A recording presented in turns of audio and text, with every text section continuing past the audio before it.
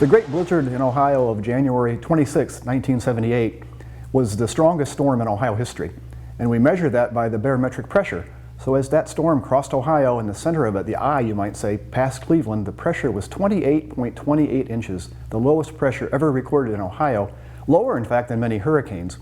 The result of that very low pressure was that it was sucking air in from all directions, all over the Great Lakes. And winds blew all day long on January 26 across Ohio, 50 miles per hour, 60, 70 miles per hour, gusts over 80. That caused a lot of damage. It blew down trees and power lines, massive power outage. But the most significant impact of the wind was blowing the snow. So visibility dropped to zero across the state all day long on the 26th. Traffic was stopped, airplanes were stopped, people were stranded by the thousands.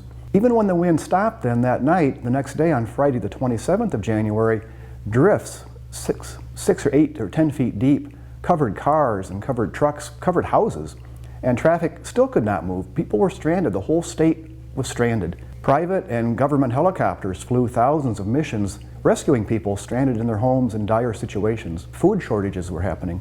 Finally, Governor Rhodes called in the Ohio National Guard, 5,000 men and women of the Guard.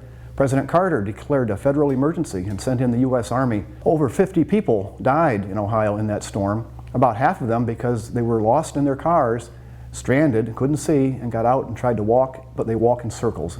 By the sheer strength of this blizzard and the size of the blizzard, it was an extraordinary storm and the strongest in Ohio history.